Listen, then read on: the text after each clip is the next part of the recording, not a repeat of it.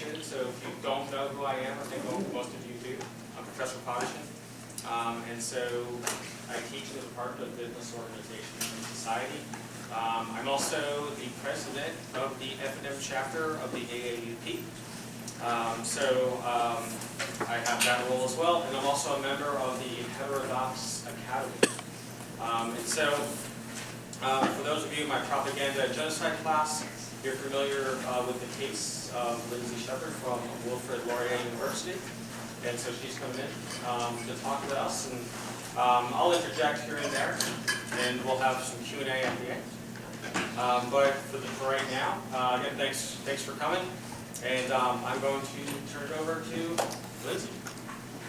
Okay, perfect. So yes, I'll just briefly review my case in case you're not familiar.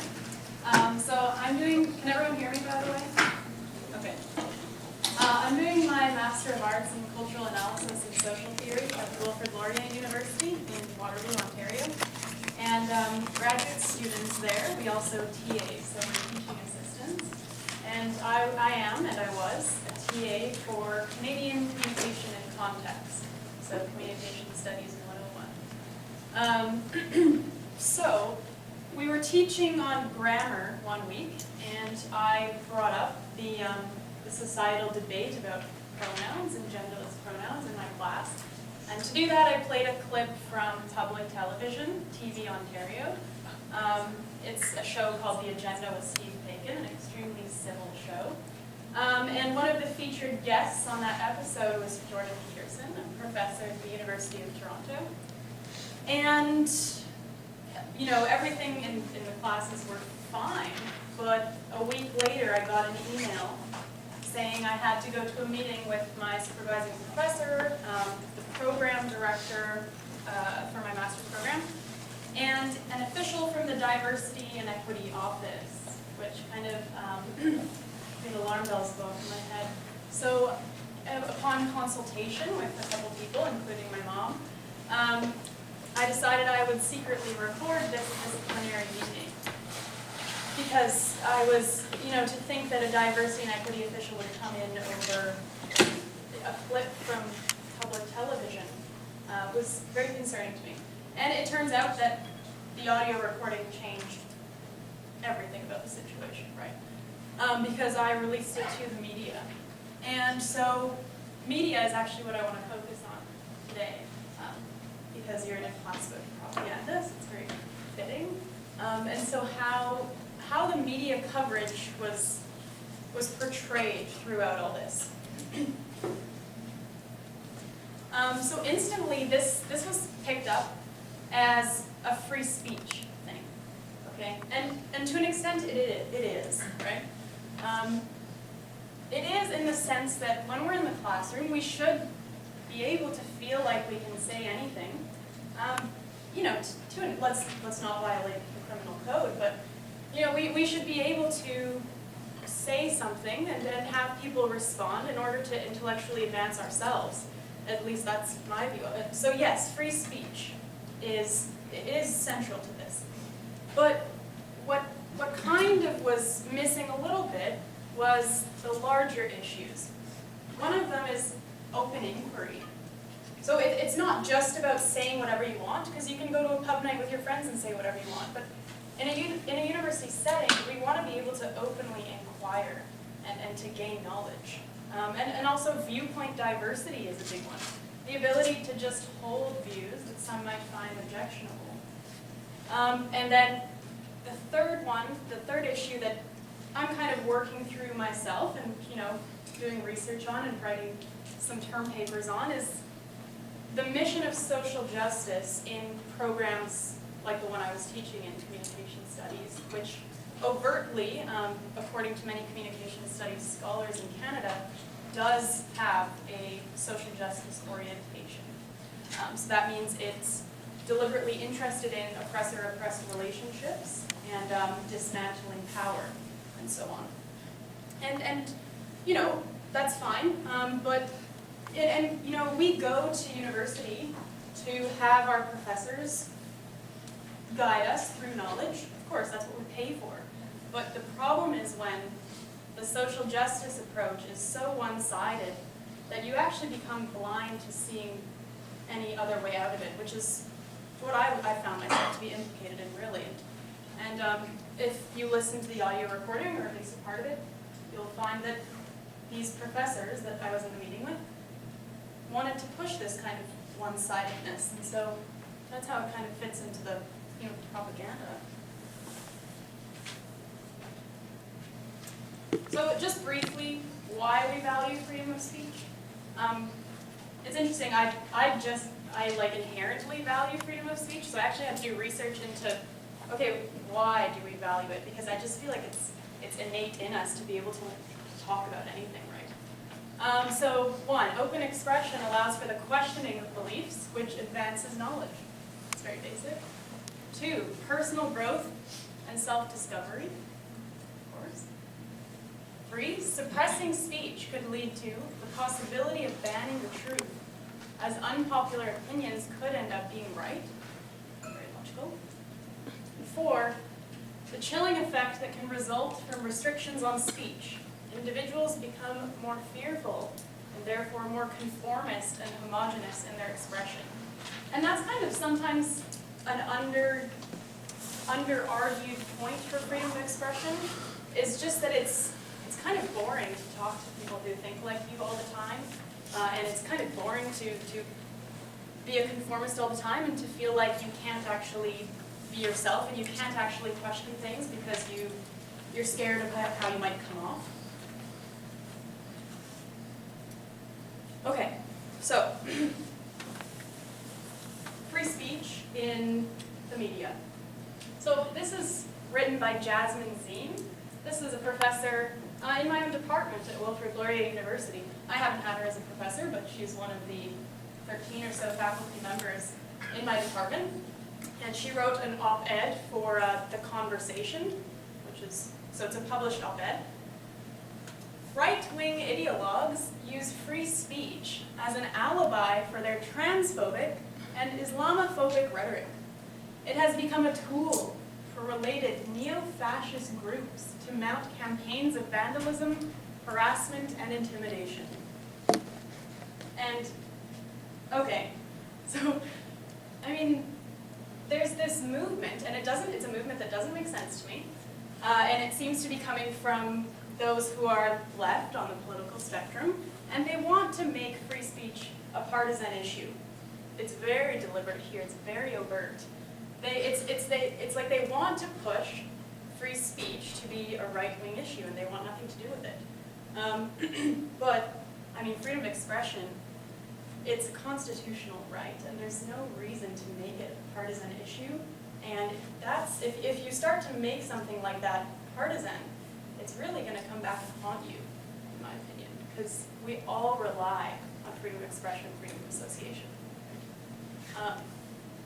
And a tool for neo-fascist groups. I mean, we'll go deeper into it.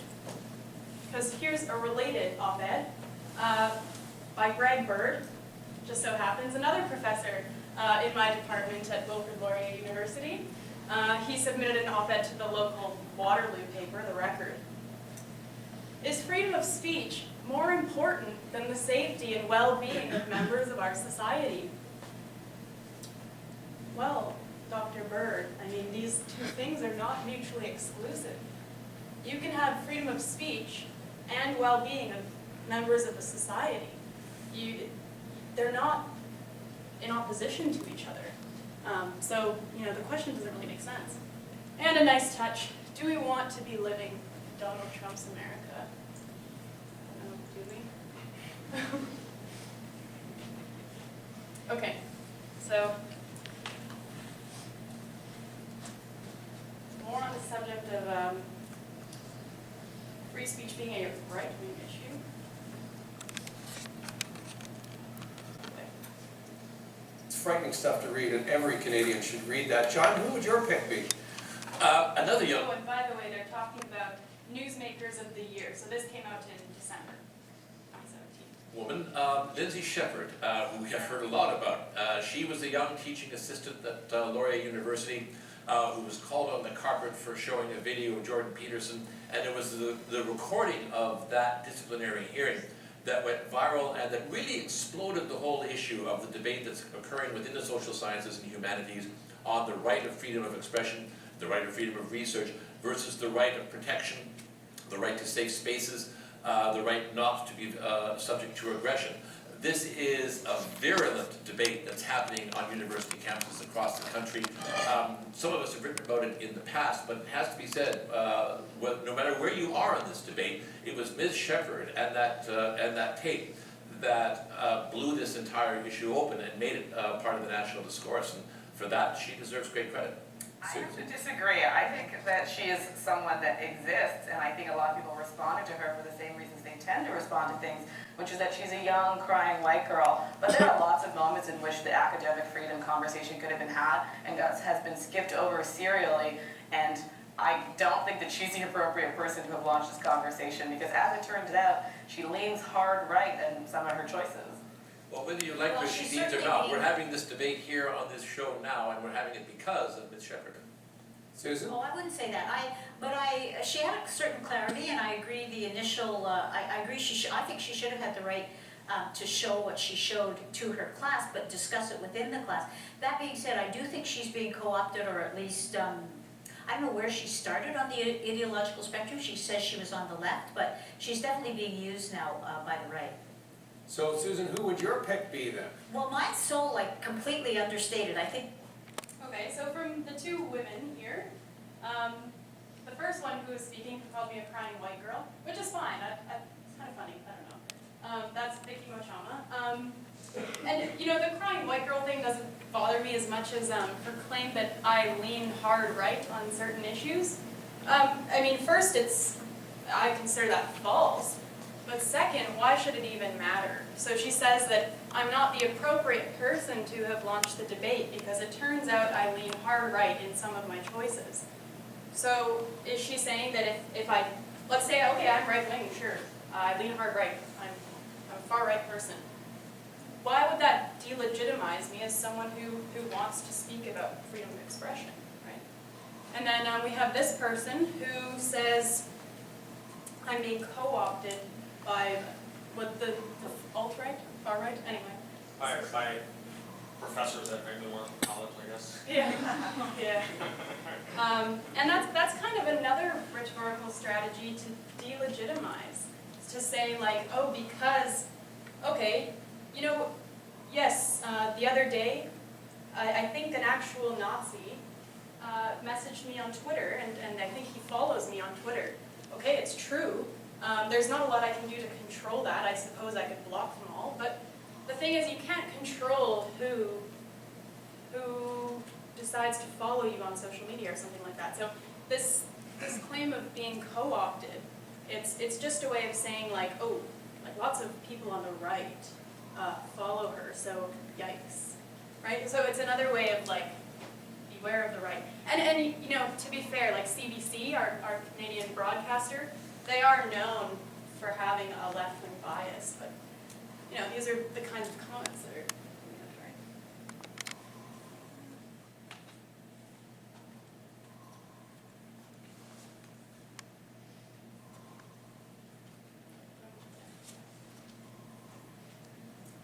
right? Okay.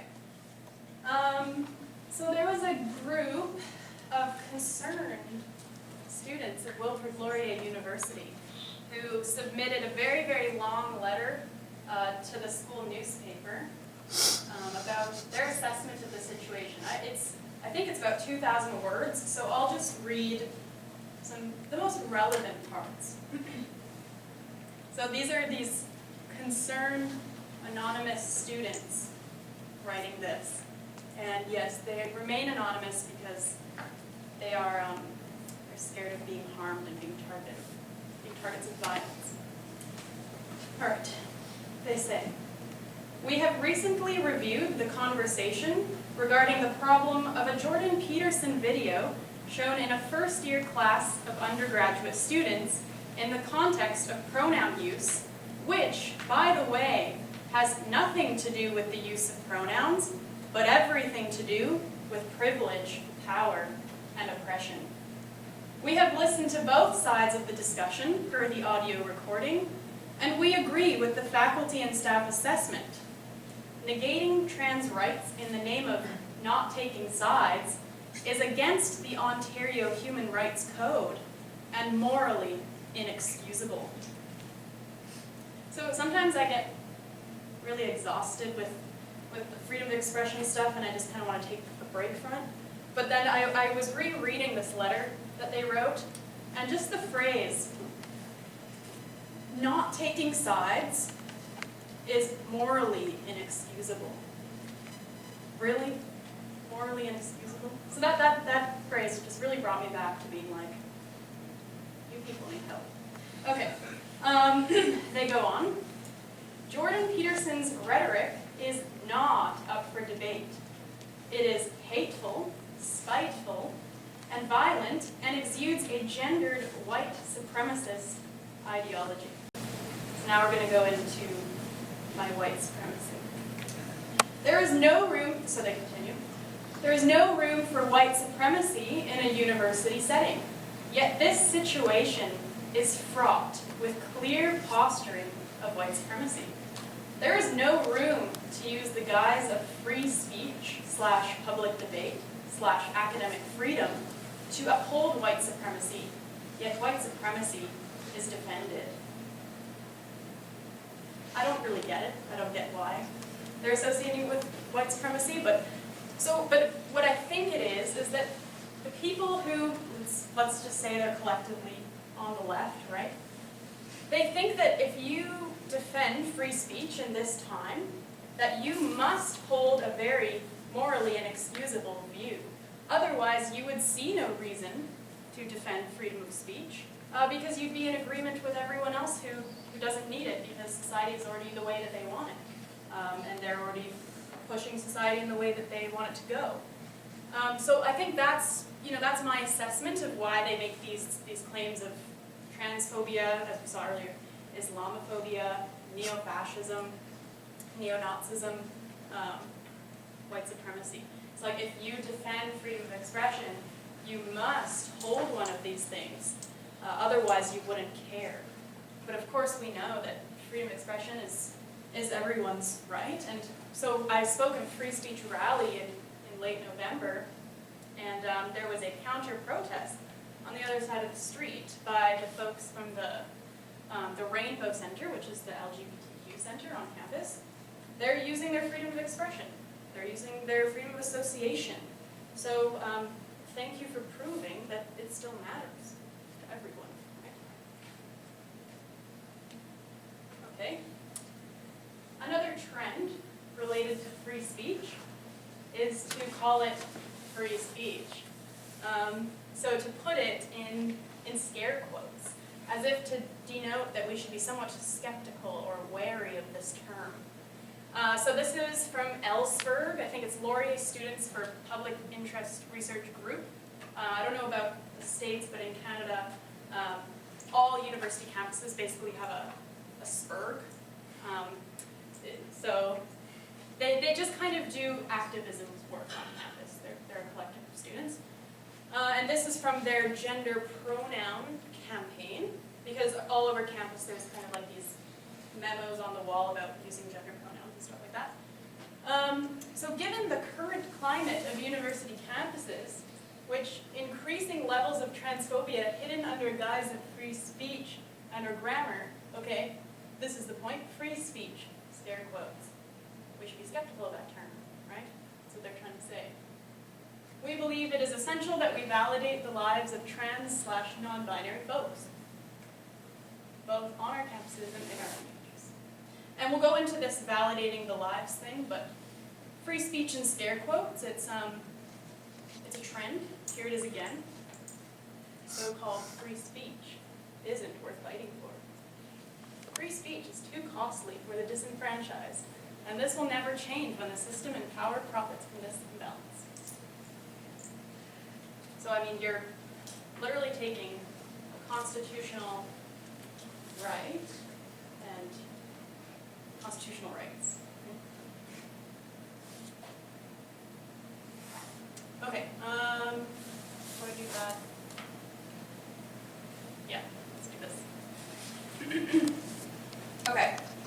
So in early December, like I mentioned, the Rainbow Center, or Friends of the Rainbow Center, they put on a trans solidarity rally using their freedom of expression.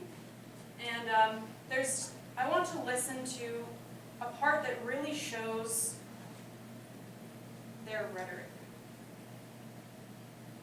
Existence, because we exist. That's good. And I don't think that.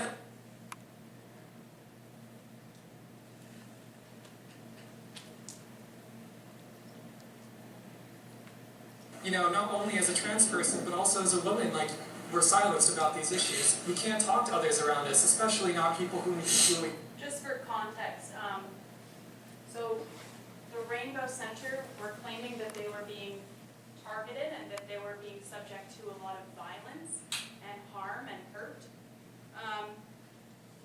And if you look at their Facebook page, a lot of people were leaving 1-star reviews and saying like Marxist, communist, pro-censorship. Okay, so maybe that's what they consider violence. I don't know. But when it came to actual police reports of physical violence, there was none. And one of the directors of that LGBTQ collective actually said in a newspaper article that they refused to provide any evidence of the violence that was caused against them because that would be performing their trauma. So it's actually antithetical to their view to show evidence because evidence is another form of violence. Anyway. I think that's part of the manipulation of the term violence, right? So there are some people that make the argument that words can be violent, and I disagree with that. I think certainly we have fighting words, right? So certainly there are words that can incite violence, so that can be a form of agitative propaganda.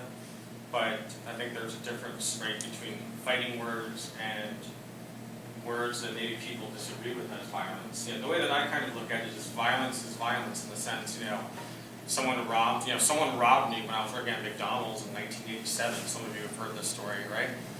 And when they come to the counter, so you've only had me one time, so you haven't heard this yet, but right? So someone comes up to the counter, he's like, give me free food, and I'm like, no. And so he just punches me right in the face. Right? And then maybe he punched me a couple times. You should have seen him, though, afterwards. No, actually, no. He was perfectly fine. Right? That's violence. Okay? That's violence. Right? But saying, hey, you know what? I disagree with you. I don't see how that's violence. And if anything, I kind of think that by calling everything violence, right, it reduces the impact of that word. Right, and I mean, they considered the clip I showed in class to be violence. Like in the audio recording, like I created a toxic climate. Yeah. Do you think them talking about violence goes into the flow of information, which kind of builds into propaganda? Oh yeah. Yeah, and so another example is, so this whole meeting I was in was based on the existence of some sort of complaint. But if you're up to date with the story, you'll realize, no, it's very murky whether or not a student actually complained about the clip being shown in the tutorial. And because there was claims coming from all sides, so the president of the university said there was no formal or informal complaint. And if you listen to the audio, you'll know that the professor wouldn't even tell me how many people complained, what the complaint was about, which was one of the major problems and why people described it as Kafkaesque, right? Because you don't know what the crime is.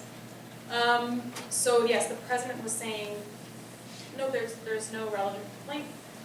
But yet the Rainbow Center was saying, yes, there was a complaint. And so I tweeted at the Rainbow Center and I said, okay, can you guys please clarify? Like you said you facilitated a complaint, yet the president has just said that there isn't. Can you speak to this? And then within minutes, right, I get, you're a transphobe, you're a homophobe. It's not homophobic or transphobic to ask for clarification, right? I mean, I'm just treating them like equals by asking them to provide evidence for their claims. I don't believe in infantilizing people based on their identity, right? So that's another example of, thinking people have special protections. All right, so let's see what this We can trust, every day we just have to go to work. We have to go into our classes and pretend like everything is okay. And that brings us down to Lindsay Shepherd. So let's ignore Lindsay Shepherd. I really don't give a shit. She already got an apology. She's good. Thanks. And I want to talk about what really matters, which is about the trans-related violence that nobody apparently seems to be talking about, whether it's columnists and newspapers who think they know everything about trans issues, some of whom have apparently interviewed me and have not known a single thing about what it's like to be trans, which really, really disappoints me. Or from the administration of this university, who apparently can't even issue an apology or whatever the hell that was yesterday. I don't know if you saw it, but I was like, wow, so queer people exist, I guess. That's pretty good. And I even think I saw the word trans, like once somewhere in there. And the university was almost like mocking, it was like, oh, well, of course we meant like queer people, and like not even pointing out that this was specific violence against us. So now, let me bring you over. President issued this apology. It really upset me even more than what Lindsay Shepherd did, and that is playing hate speech that says people like me, like you, should not exist in the classroom, literally. But the fact is that I was upset because the president didn't even mention we existed. There was no reference to trans people. There was no reference to non-binary people. There was only free speech. There was only Lindsay Shepherd. There was only apologizing to this person who thought it was okay to violate the Ontario Code of Human Rights, who thought it was okay to violate the spirit of the Charter of Rights and Freedoms, to violate the university's gender discrimination policy. And all I heard from the president and the board of governors, as was pointed out from Ethan, is they don't give a shit. That's all I heard. But I do want to add, though, that in the sea of apologies and quote-unquote task force on free speech, which, if you're here, I'd recommend you boycott the shit out of that. Because seriously, task force on free speech. Anyways, Indeed. Yeah, apparently the political discomfort of Lindsay Shepherd and the Board of Governors is more important than our lives. So I guess that gives you a good indication of what we're kind of dealing with here. You know, I guess what I was feeling when I wrote this letter is the fact is that we not only deserve an apology, but we deserve to hear the university recognize our fucking existence, because we exist. That's good. And I don't think that's really hard. Like trans people exist. Dr. Peterson is a transphobic hack. Having his words in the classroom causes violence against others. The university guarantees it will enforce its gender discrimination policy so that no acts of transphobia occur on campus. And we are taking the following steps to do this. Like, do I need to write this letter for you? Jeez. Anyways, so what I was really fucking pissed about is that, again, there was no apology. There wasn't even a mention that we exist, and of course we do. But on the other hand, the administration just seems to do nothing. They sent this weird-ass letter last week that basically said there are other resources, like mental health, which takes days, by the way, to get a response to. So even if you want to get help on this issue, you're going to be waiting a while. And when you're like me, that might be really hard. And on the other hand, there's the campus police. By the way, I have difficulty trusting because I had bad experiences with the police. So, I mean, no offense, please do things, but the fact is I just have difficulty trusting it. Introducing Dr. Greg Bird. So there's a lot you could comment on in that, but she says playing Jordan Peterson, a clip of Jordan Peterson in a classroom is hate speech. But I mean, if you look at Canadian law, it's definitely not hate speech because it's not inciting genocide against anybody. It's not inciting violence against an identifiable group. Maybe Canadian law is not so interesting to American students, I don't know, but basically Dr. Peterson's position was that there was some legislation being introduced in Canada at the time that, he interpreted it as if you misgender someone, then you're going to get into legal trouble, and so he said it violates freedom of expression, and so he spoke out against it. So apparently that's hate speech, to question law. Well, I kind of look at it in the context now. So I've been teaching propaganda and genocide at FNM for 14 years. And so one of the things that we look at, here's a preview for those of you in my class, so we're going to watch a portion of Triumph of the Will. And in the film Triumph of the Will, there are speeches that are meant deliberately to incite violence. That certainly might be classified, I would think, as hate speech. So under that logic, it almost seems to, if I show that, right, And, right, I guess the argument here that they're trying to present is that my students will listen to that and then go out, right, and become Nazis, and engage in the things that Hitler and other speakers want to engage in, which I don't think has happened in 14 years, but I'm not certain of that. But of course, this is kind of a larger issue, and that is, right, if you can't talk about these things at all, how can we engage with them, right? How can we engage with them critically? How can we even know about them, right? If you can imagine, hate speech or, rhetoric that is overly negative that occurred in this country, during the periods of civil rights, or the right to vote, kind of under this logic, you can't introduce any of that, which doesn't, I don't think that makes us a better society. I think that makes us an ignorant society. But I think that's, I think in some cases people kind of take it to the extreme to get to push their own agenda, right? And I think that's kind of, in my interpretation, what's happening here. And the fact of the matter is that you have faculty members who are speaking at this in your department, who supervise you, and have a position of power over you, I think complicates it even more. And what you were saying before, like, and to add, just because if you censor an idea, it doesn't make it go away, right? Let's say, okay, we can't talk about gender pronouns in a classroom because that's debating people's existence, and it will lead to suicide rates, higher suicide rates. Okay, that's a lot of logical leaps, but that was such a logical leap, I don't even know where I started. What was I talking about? About introducing, controversial speech and, if we don't, right? Let's say we can't talk about gender pronouns in the classroom. Well, it doesn't make people's opinions go away on the subject. If anything, it'll make it go underground, and it becomes like an underground movement, and then we actually can't keep track of how powerful any kind of hatred actually is. And the other really interesting thing here that I still don't even fully understand is the argument that if you discuss gender pronouns, or it could be anything, right? It's just in this case, it's gender pronouns, or genderless pronouns also. You're debating people's existence, and you're actually maybe denying their existence.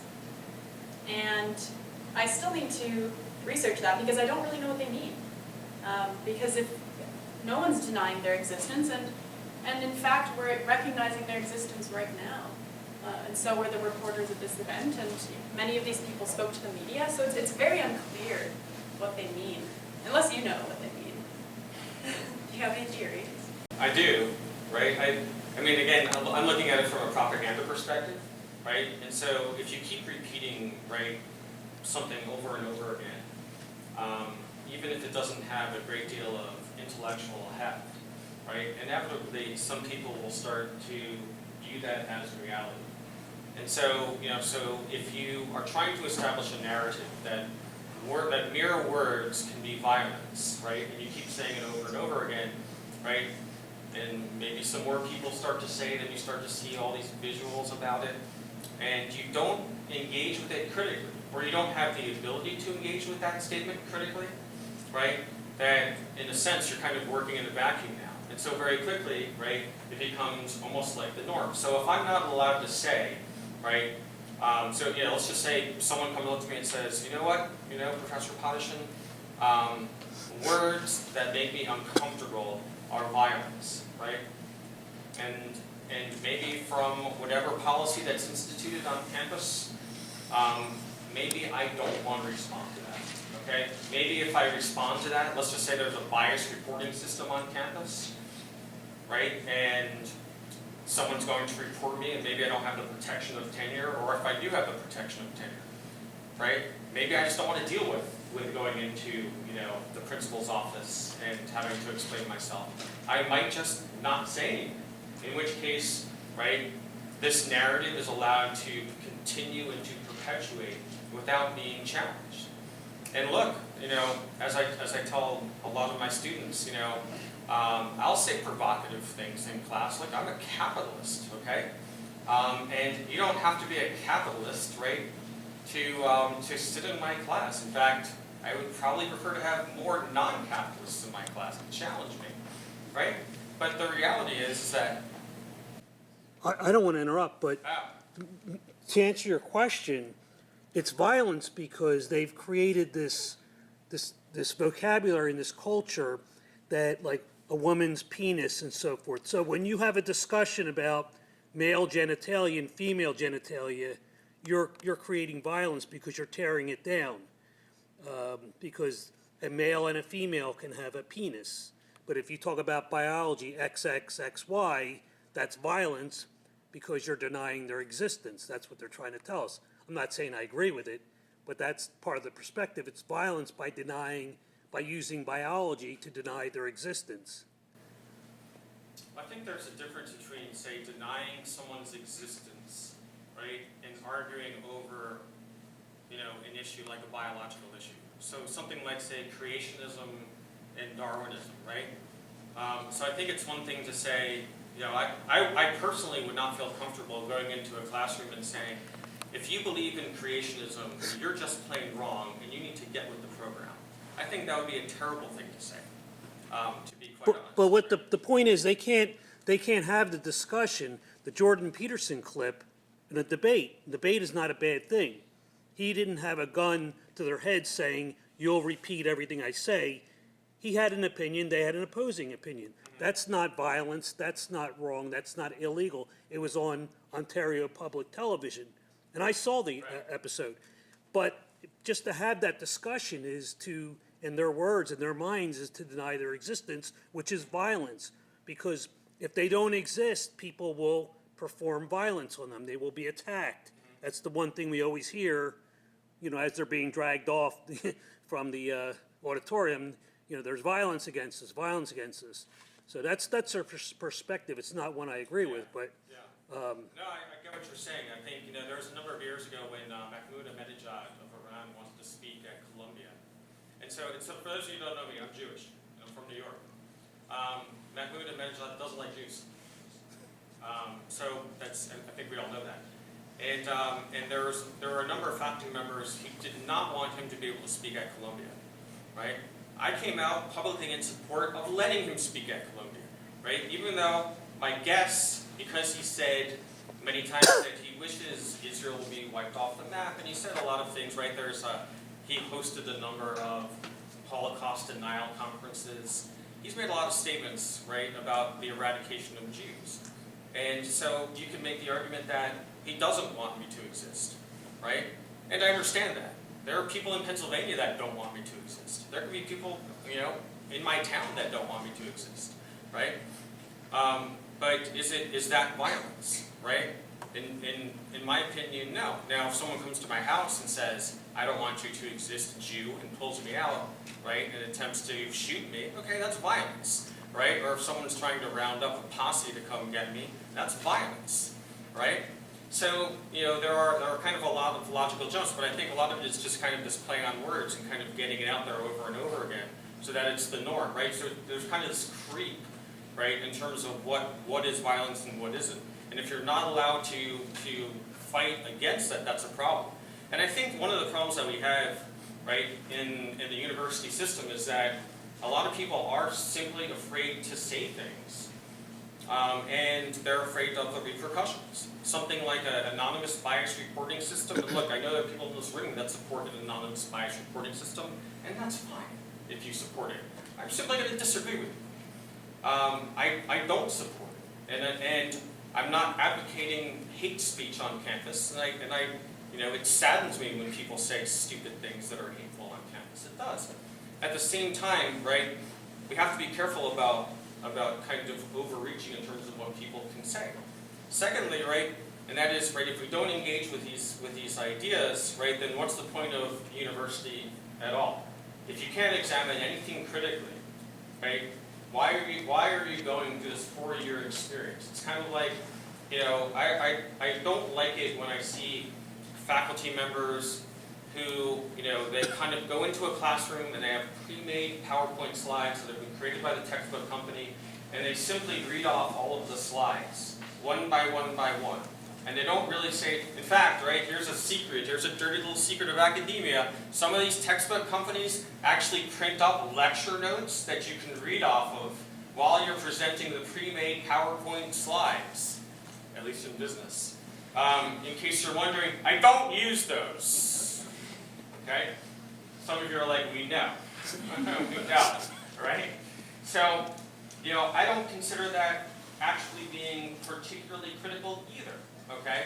Because all you're simply doing is reading. You can go home and read the slides and the lecture notes yourself, but there's no engagement with the material. And if you take multiple choice tests and nothing else, there's no real engagement with the material, right? Why are you paying to come to campus?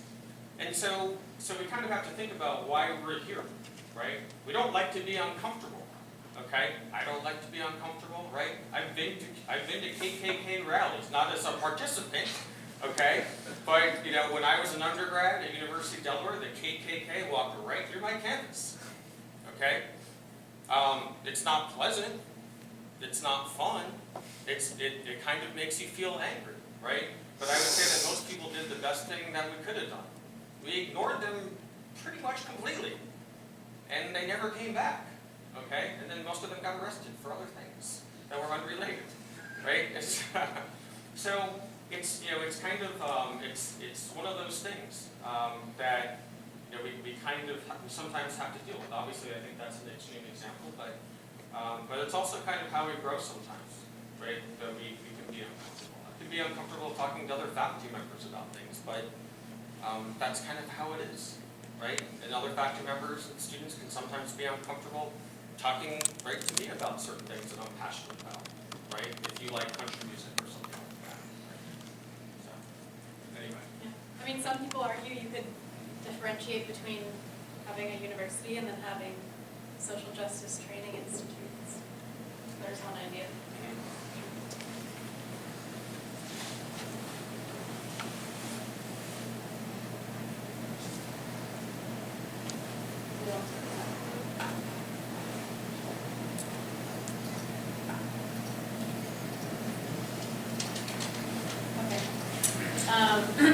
So here's something fun and interesting. So I spoke at a panel on academic freedom for students in Halifax, Nova Scotia, like a week and a half ago. And, you know, these like protester activists had big, like all sitting in a line, and this is what they had, like this is an actual picture of like the bingo card that they had, that they were playing as they listened to the panelists, like including me, speak, and then I guess they would dab whenever they heard one of these buzzwords. And like, yes, it's kind of funny. There's some good ones. You know, like all, you know, people of ideological stripes, they do have terms that they use a lot.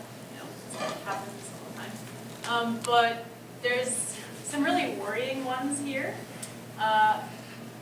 Critical thinking, okay, on the alt-right bingo.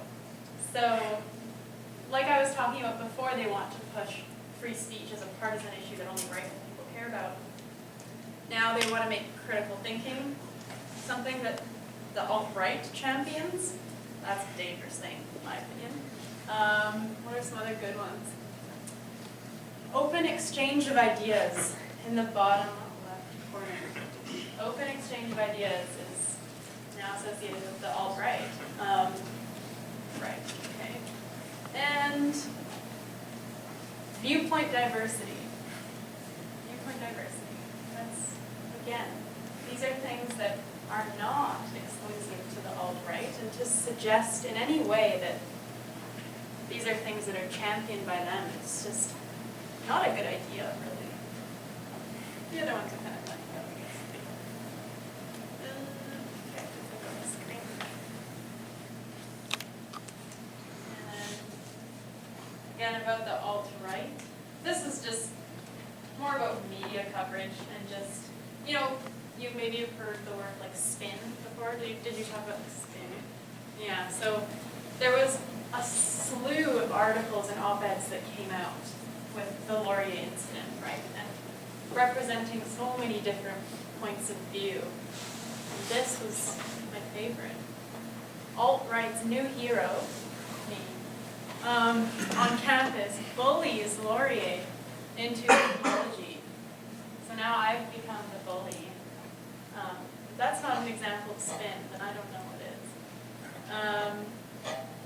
Yes, and this is, of course, there were many articles in support of me, but this is a good example.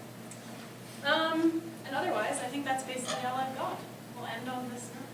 Great, so let me ask you two things. So what should we do? Where should we go from here? Because you've been through this, and you are still a grad student in this department, and you have a number of members of the department who are your supervisors, who have written a letter in support of the faculty member who has now disappeared, who basically instituted this whole situation, right? So, what do we do? Well, I mean, I actually have an example of something I did. So, myself and a couple other students, we started a club called the Laurier Society for Open Inquiry, and we held our first event just last week, and it was similar to this kind of format. We actually played the full episode, the video clip I showed in my class, and we had just a public forum where anyone who attended talked about it. It was free and open to the public, and now we're going to have a pub night in next week. Next week we're having a pub night where, you're around people where you know that you can talk about anything. And the idea behind that is it just intellectually advances you. It exposes you to things you had maybe never considered before. And so we kind of want to facilitate that. And hopefully more people will realize that, if they've ever been sitting in a classroom and kind of heard something and been like, I so object to that, but I'm not going to put up my hand because I don't know how I'm going to come off if I object to that. So just to know that there's other people who feel that way. So that's maybe the most pragmatic thing is to, and I don't know, do you have an organization like that on this campus or? In terms of student groups? Yeah, there's like free speech clubs. We're an open. We have Young Americans for Liberty, and we support a free speech wall where we go on Hartman Green and we're like, write whatever you want. Yeah, I've heard of those before. So you've done one? We've done that. We have, among faculty, so again, here's my plug. So Heterodox Academy. So we're a group of about over 1,000 academics in North America right now, who basically have signed a statement that says that we are going to essentially encourage the free exchange of ideas. When you sign up, you actually talk. You label what, for the most part, what your political persuasion is. And so people can also kind of take a look and say, oh look, there are libertarians, there are Republicans, there are, liberals, etc. And we have speakers who are really from all walks of life, from all backgrounds, that kind of believe in heterodoxy. In fact, here on this campus we had Nadine Strassen, former past president of the American Civil Liberties Union, who gave a talk on campus. And Professor Strassen and I disagree on a lot of issues, but when it comes to free speech and free expression, I'd say we probably agree on a lot of issues. But that's kind of that's something that has come about in the past couple of years. And I think the key thing is that it baffles me sometimes that I think especially a lot of young people think that just because faculty members or just because people disagree with one another politically, that they can't have productive conversations, that they can't work on scholarship together, that they can't teach classes together. I've team taught. I've team taught for the past 8 years in women, gender, and sexuality studies with a number of folks who certainly see a lot of things differently than I do. I've given guest lectures in a variety of economics classes where they want someone to give the capitalist perspective, so I'm often asked to come in, and the person teaching will give a different type of perspective. And the thing is that we're friends, even though we might really disagree with stuff, disagree on things, and it's it's one of the reasons why I like this campus. I look at some of these other campuses. What you experienced, to be quite honest, I couldn't imagine couldn't imagine. And I would be appalled, to be quite honest. And so, my concern is that what you've experienced is becoming the norm, and places like F&M are not. And I think more places should probably be like F&M in that respect. We certainly have our issues here and there, right? But undoubtedly, the fact of the matter is that it's to solve problems and to kind of really engage with theory. You have to have people that at least have a respect for each other in terms of being able to present ideas and not automatically be shut down. So I think that's important. And sometimes we might be uncomfortable. I can be very uncomfortable when I am in an economics class and someone's saying, you know what, Potishin just really loves capitalism and he loves to be a capitalist and invest in things like, the Pennsylvania Turnpike going private. And really the way to go is to have some sort of Marxist economy. And in my mind, I think to myself, no, I think a Marxist economy would be absolutely terrible. But, okay, right? So, look, we can talk about the virtues of a Marxist economy. And at the end of the day, we could go have a coffee. And we often do, right? And I just think that a lot of young people are missing that. I think social media plays a big role. Social media, it's just so many people just kind of throwing things at each other, right? People call me, I publish controversial stuff. Some of you have read it. I publish very controversial stuff. I've been on Fox News, right? And the reality is that, because I do some of that stuff, right, there are other faculty members. There's a faculty member at the University of California system. Potishin is a neo-Nazi. Okay, right? I'm the Jewish neo-Nazi. Right? Right? It just doesn't make any sense. Okay? It's not even worth engaging in that type of conversation. And what it is it's a simple way to try and dehumanize me and to stop conversation. Well, if I call Potishin a neo-Nazi, maybe he'll shut up and go away. I said, no, call me a neo-Nazi. Because we're going to have a conversation about it, and I'm going to bring it up continuously. Right? And that's kind of how we look at it, right? At the same time, I write stuff, and sometimes people say, you know what? Potishin is kind of off the rails with this, theoretical jump. And sometimes people are right. Look, I actually send a lot of my work. I wrote an op-ed the other day. I sent it to a member of my department and to a member of the government department. And I said, people who have different views than I do. And I said, before I publish this, and the editor was ready to publish it, I said, can you just take a look at it and just give me your opinion? Have I gone too far off the rails here? And ironically, they both said, yes, you have gone too far off the rails. And so I actually killed it because they brought up some really good points. I thought I was right, and then they actually made me think about it in a different way, and I actually killed the article. So that's I think, beneficial. And I think so many people are missing that by just kind of throwing mud at each other. It's kind of... Yeah. So you mean, like the student who had a problem should have come to me before going to the professors? Yeah, I mean... Right, but I mean, it's debatable that there even was a student though. Like that's the other problem is, so basically just to quickly summarize, like the Rainbow Center claims they facilitated a complaint by a student. The thing is, it's very muddy whether or not there was some sort of facilitation, like perhaps they simply misinterpreted a comment that the student said, and they still won't speak to it. They still won't give any specifics because I would be providing evidence, and that's transphobic. Thank you for answering. Yeah, we have, so who else has questions? Do you think people are scared of free speech because they're scared of being targeted?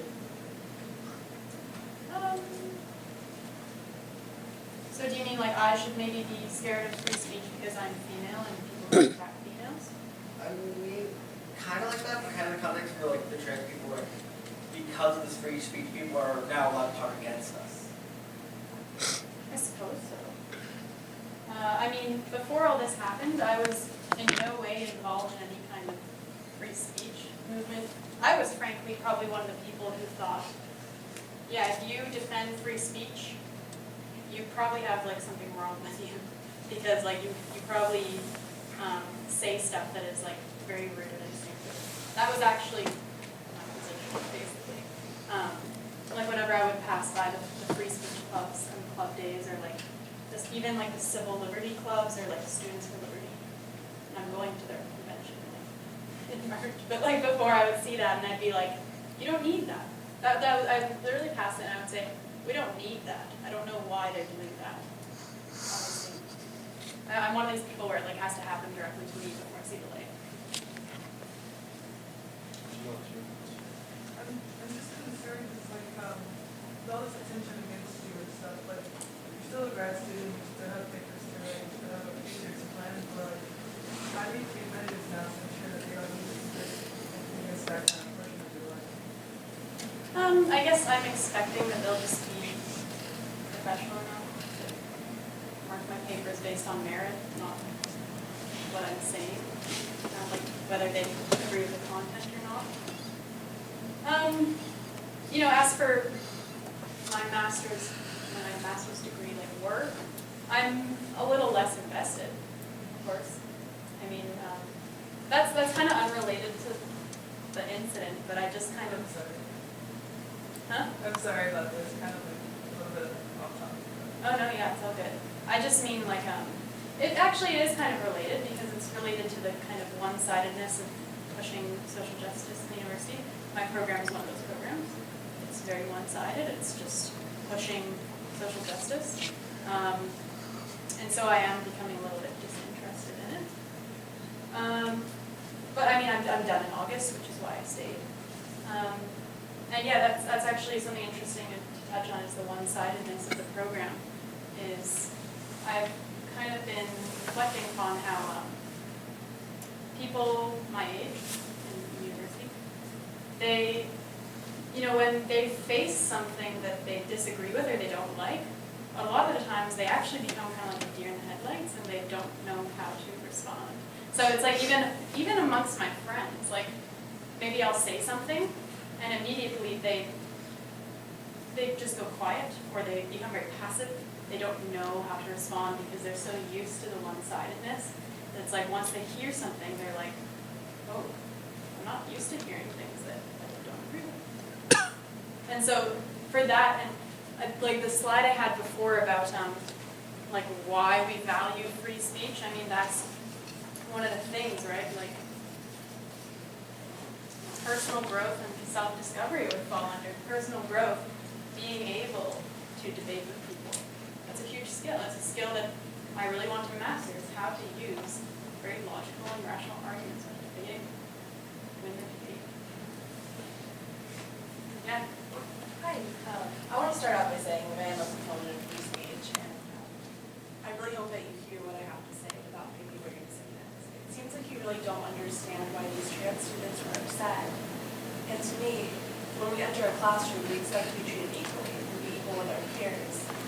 And you see how kind of a power structure emerges when you're discussing the rights, having a debate about our own rights. For you and I as cisgender females to be called she and her, and for people that don't identify as gender binary to be called whatever they want, you know. And within the classroom, you see how us with rights and those who do not have those rights, the balance shifts.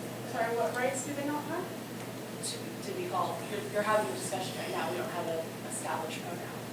They do have the right in Canada.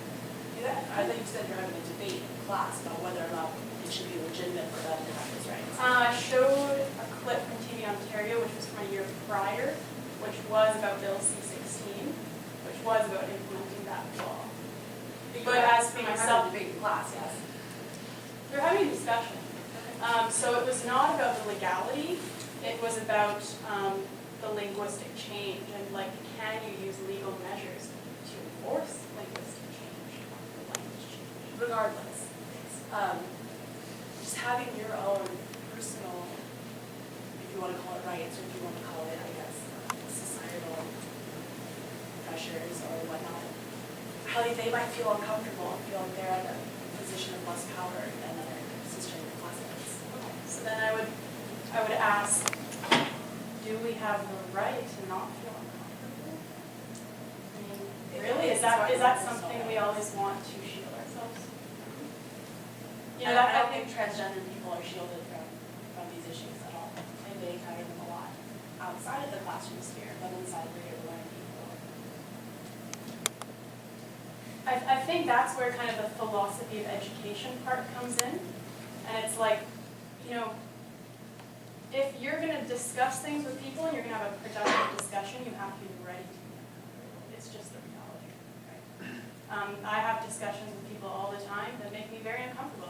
I talk to people who say that women should not be in government. That statement makes me angry. But I logically debate and try to change their minds. I try to persuade. And that's actually how you achieve productive, critical, and reflective discussion. It's not just by saying, I'm uncomfortable, this is violence, bye. I mean, that's my viewpoint. I think, you know, so some of you again have heard the story. Some of you have me like for 4 classes, so I don't know what to say, but other than sorry. But so some of you have heard the story. So many years ago, when I was just a young non-academic, I was an undergraduate student, and I had a girlfriend who was. And she went to a particular Christian church in Western Pennsylvania. And so the church actually is, I don't know, I don't want to give out too much information, but so it's affiliated with Mel Gibson's father. And you can read about Mel Gibson's father. He has some opinions about Jews. And I, you know, I have no problem going to any house of worship. As long as I'm allowed in, I have no problem whatsoever. And so I've probably been to church as many times as I've been to synagogue. I've been to mosques or whatever. You know, I've been to all sorts of places. And so with her family, we went to this church, and it was Christmas Eve. We went to midnight mass Christmas Eve. And, you know, pretty upbeat service. And then what happens, right, the sermon. So the pastor comes in. And how does the pastor come in? Christmas Eve, midnight mass. 2 Jewish jokes. Okay? 2 Jewish jokes. And I'm just like, okay, right? So I'm kind of guessing I'm probably maybe the only Jewish guy in there. Maybe there's one other, maybe, I don't know, maybe there's 3. I don't know. I have a feeling that I'm in the minority at the church that Mel Gibson's father goes to. Right? And so I'm like, and I kind of like, you know, look at my girlfriend at the time, and she's just like, you know, looking forward. By the way, we're not together, Jay. And I look over at her folks, and they're just like, and so the service ends, and I'm just like, wow, well that's awkward. And so we go down to the receiving line, and then I'm like, I'm going to say something to him at the receiving line. And there are too many people there, and I'm just like, so I didn't. And I felt bad that I didn't. But I said something to her parents, and I said, so, you know what, I don't want to go to this church anymore. And they weren't happy about that. So what did I do? I actually went to the parking lot as he was getting into his car, and I said, hey, I just wanted to talk to you for a minute. You know, hey, I'm Jeff Potishin, and, you know, I'm so-and-so's girlfriend. And, you know, I've gone to this church a number of times, and I'm generally okay with it. I said to him, I'm not quite sure what the value is telling a rather absurd Jewish joke that uses kind of a very old-school anti-Semitic trope. And he kind of looks at me, and he's kind of shocked. And then he looks at me and goes, well, son, if you went to church every Sunday, like you should, you'd know that I'm not an anti-Semite, right? And I just kind of looked at him for a minute, and then we kind of walked away. And you know, and while certainly I never went to that church again, I kind of hope that, you know, maybe he did hear something. And, you know, I have, you know, if he wants to have his religion, that's great, okay? But maybe just to kind of make him think a little bit about it. I guess he kind of thought he was speaking to an audience, or maybe there are no Jews there, and I guess that probably actually makes sense, right? But sometimes, you know, you do have to challenge folks, and it's one of those things. I think I would be a poor professor if students were uncomfortable ever bringing something up that they disagreed with, or if they felt uncomfortable and didn't say something.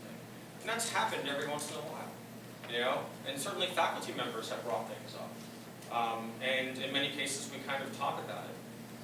But I think that's a big difference, right? There's a big jump, I think, from trying to create, you know, I'm not a big proponent of, quote, safe spaces, because in my opinion, there's no such thing as a safe space. I don't think there's a safe space for a simple reason, because my ancestors who lived in Poland thought they were in a safe space, and they died, okay? So I just don't buy safe spaces. And that you're always going to, you know, encounter people who are going to feel differently. And sometimes it's you kind of have to look at, you know, I kind of like the terminology brave spaces as opposed to safe spaces.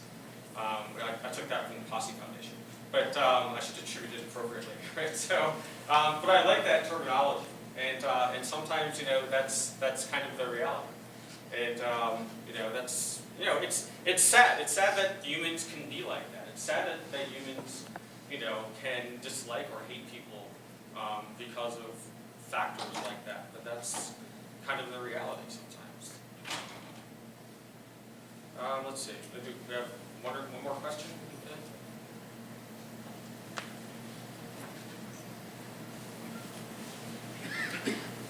Questions, comments, nothing?